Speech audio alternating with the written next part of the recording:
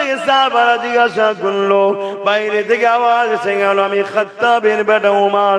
সাহাবা হুজুর একে অপরের মুখে দিয়ে তাকাচ্ছে।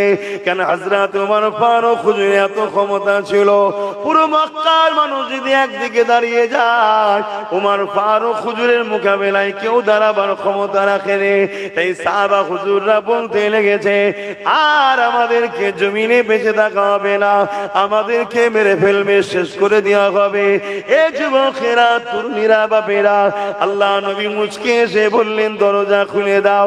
কারণ নবী পাকের সঙ্গে আল্লাহর কি কানেকশন হচ্ছে এটা অন্য কেউ তো জানে না। কারণ নবী পাক দোয়া করেছিলেন, আল্লাহ হয় আবু জেহেল নাই উমর, দুজনের মধ্যে একজনকে হিদায়াত করে দিন আল্লাহ। আমার নবী পাকের দোয়া কবুল হয়ে গেল। এ যুবকেরা, দরজা খুলে দেওয়া হলো। নবী পাকের চাচা যান হযরতে হামজা রাদিয়াল্লাহু তাআলা তখন কলমা পড়ে নিয়েছিল। তিনি উমরের সামনে দাঁড়িয়ে গেলেন। তিনিও মক্কার একটা নাম করা পালোয়ান ছিল। আল্লাহ তিনাকে বিশাল শান শওকতওয়ালা বানিয়েছিলেন। তিনি উমরের বুকে হাত দিয়ে দাঁড় করিয়ে দিয়ে বলছে, উমর, আমিও কোনসা কম নয়। উমর, তুমি যদি বিয়াদবি করো আমি কিন্তু তোমাকেও ছাড়বো না। মনে রেখে দিও, আমিও হামজা, আমিও কুরাইশ নেতা ছিলাম, কিন্তু এখন মুহাম্মদ রাসূলকে নবী বলে মেনে নিয়েছে। উমর কি খবর বলো? আল্লাহ নবী চাচা জানকে বললেন, চাচা জান রাস্তা আগলাবেন না, উমরকে আসতে দেন। নবী পাকের কদমের কাছে আসলো। আল্লাহ নবী উমরের জামার খোঁটাটা ধরলো, হালকা করে টান দিল। হযরত উমর হুজুর আমার বসে বললেন, এমন ভাবে যেভাবে নামাজে আমরা বসি, তাসাউদে যেভাবে বসি, ওইভাবে নবী পাকের হাঁটুর কাছে হাঁটু দিয়ে এত কাছাকাছি কেউ কখনো বসেনি। ওইভাবে উমর বসে গেল, হাতে কিন্তু অস্ত্র খোলা রয়েছে। আল্লাহ নবী শুধু বলল, উমর, এখনো কি সময় হয়নি আল্লাহর দিকে ফিরে আসা? সঙ্গে সঙ্গে চোখ দিয়ে পানি বেরোতে লাগলো। নবী পাকের কদমে লুটিয়ে বলল, ইয়া রাসূলুল্লাহ, হাবিবাল্লাহ, আমাকে ক্ষমা করে দিন। আমি অর্থের লোভে, ধন দৌলতের লোভে এই অস্ত্র নিয়ে বেরিয়েছিলাম আপনাকে শহীদ করব বলে, কিন্তু আজকে উমর আপনার কদমে নিজেকে কুরবান করে দিতে চায়। হুজুর, আমাকে আপনার বডিগার্ড হিসাবে কবুল করে নেন। আরো জোরে বলুন সুবহান। নওজোয়ান তরুণেরা, এ নবী পাকের প্রেমিকেরা, আল্লাহ নবীর সঙ্গে আবু জেহেল বিরোধী করে ফেললো, নবী পাকের গায়ে হাত তুলে ফেললো। আল্লাহ নবী মনে দুঃখে ঘরে চলে আসলেন। আমার নবী পাক পরের দিন আবার দাওয়াত দিতে গেল। আমার নবী পাকের কথা শুনে হযরত আবু বকর সিদ্দিক আমার নবী পাকের হাতে হাত দিয়ে নবী পাকের পাশে দাঁড়িয়ে গেলেন। অনেক বড় কথা, আমি যেটা বোঝাতে চাইছি, এইভাবে 39 জন ইমানের নূরে কালেমা পড়ে আমার নবী পাকের সাথে সাথ দিয়েছে। আমাদের সমাজে একদল মানুষ প্রচার করে বেড়ায় ইসলাম নাকি অস্ত্রের জোরে, তরোয়ালের জোরে নাকি দুনিয়ায় এসেছে। তা মনে রাখবে, ইসলাম যদি অস্ত্র তরোয়ালের জোরে আসতো, আমার নবী পাক তো একা ছিল, পুরো দুনিয়ার মানুষ তো নবীর বিরুদ্ধে লেগেছিল। এ যুবকেরা, তরুণেরা, বাপেরা, কিন্তু যারা প্রচার করছে আজকে সোশ্যাল মিডিয়ায় দেখতে পাচ্ছে, লোকে নুগি শাড়ি বিতরণ করে, তারা আজকে অস্ত্র বিতরণ করছে। দেখছেন না? শুন, আমরা অঙ্গীকারবদ্ধ হই, প্রত্যেকটা খানকাতে, প্রত্যেকটা মজলিসে, প্রত্যেকটা জলসাতে, প্রত্যেকটা মসজিদের জুম্মার খুতবাতে 100টা যদি বয়ান হয়, 70টা বয়ানে উম্মতকে নবী চিনাবার অঙ্গীকার নেই। এই উম্মত তার নবী চেনে রে, এই উম্মত জানে রে আমাদের নবী তিনি যিনি সূর্যের উপরে রাজত্ব করেছে। জোরে বলুন সুবহানাল্লাহ। আমাদের নবীর ইশারাতে সূর্য গোলামীর পরিচয় দিয়ে উঠে এসেছে। জোরে বলুন সুবহানাল্লাহ। আরে আমরা তো তিনার গোলাম। আমাদের নেতার এক আঙুলের ইশারা চাঁদ নিজেকে দুটুকরো করেছে। আমাদের নবীর রাজত্ব চাঁদের উপরেও চলেছে। জোরে বলুন সুবহানাল্লাহ। উম্মতে মুহাম্মাদি নিজেকে চেনো, যার নেতা চাঁদের নেতা, যার নেতা সূর্যের নেতা, সেই উম্মত আজকে মদ কর, মাতাল কর, বেনামাজি, গাদ্দার, কাফের, বেঈমান, মুনাফিকদের পাচনে যদি বেড়ায়, এই উম্মতকে কাটবে, এটা স্বাভাবিক। এই উম্মত শেষ হবে, এটা স্বাভাবিক।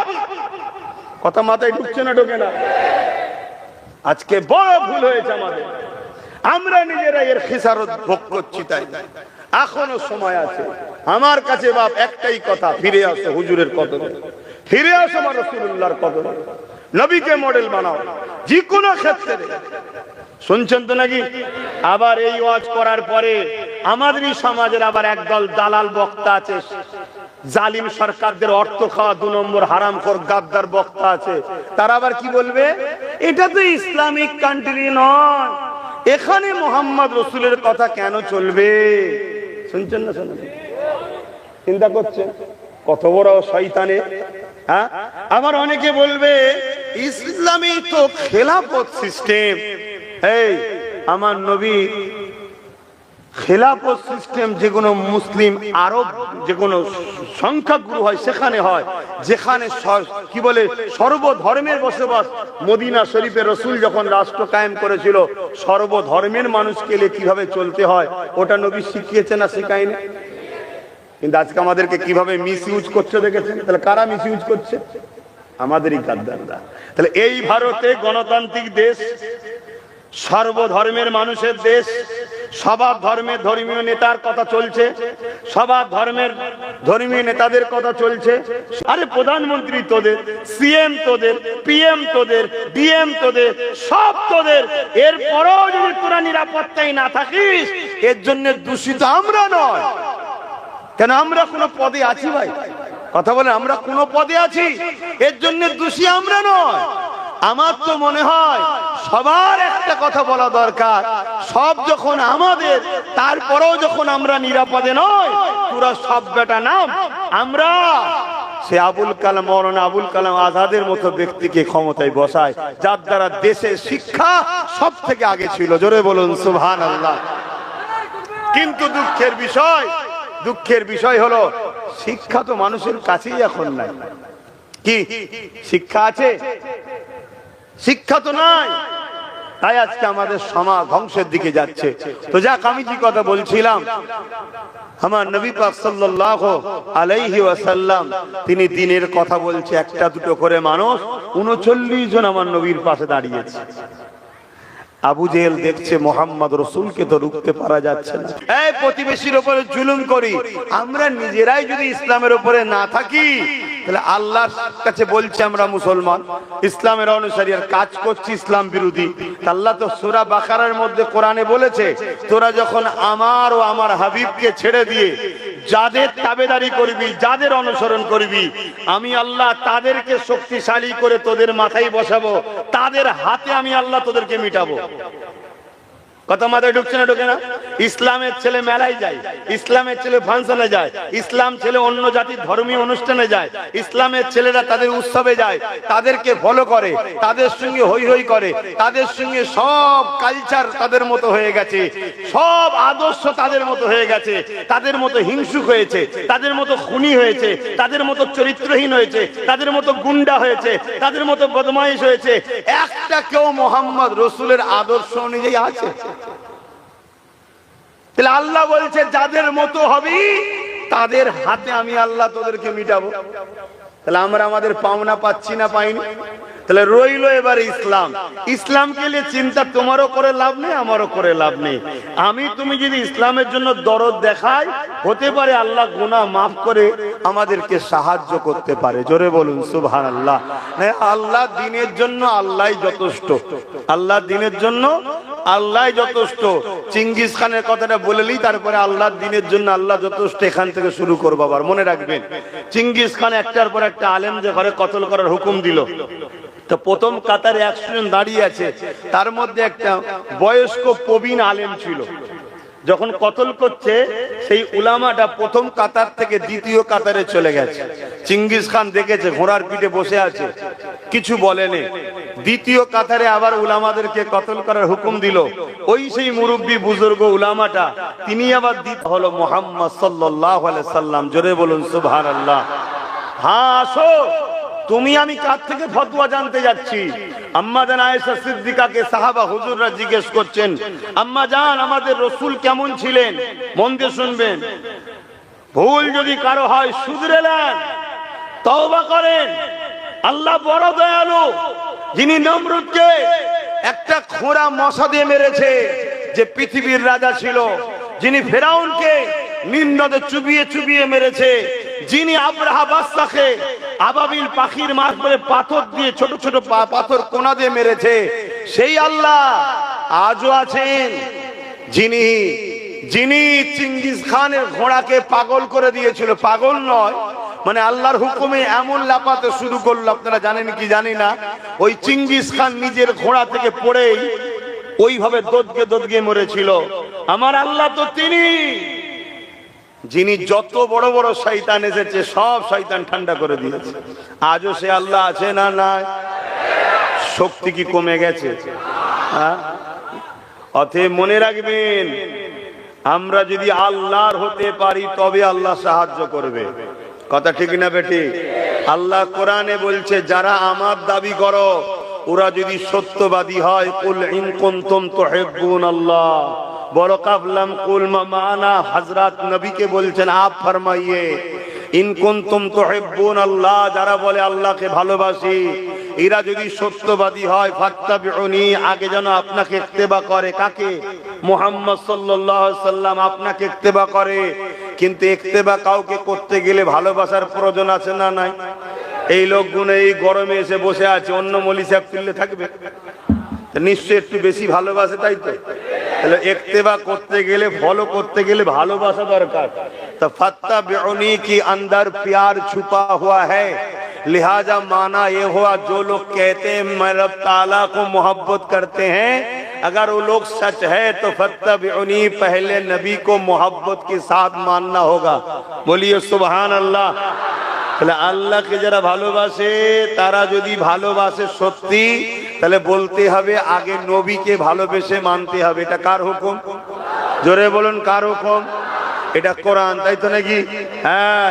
আর এবারে আল্লাহ বলছে, যদি আপনাকে কেউ ভালোবেসে মেনে নেয়, ও আগফিরুল লাকুম, যদি আপনাকে কেউ ভালোবেসে মেনে নেয়, ইউহিব্বুকুমুল্লাহ, হাবিব জানিয়ে দিন আমি আল্লাহ তাদেরকে ভালোবাসবো। জোরে বলুন সুবহানাল্লাহ। আল্লাহ যাদেরকে ভালোবাসবে তারা কামানের সামনে জান্নাত দেখতে পাবে, তারা নুকোবে না।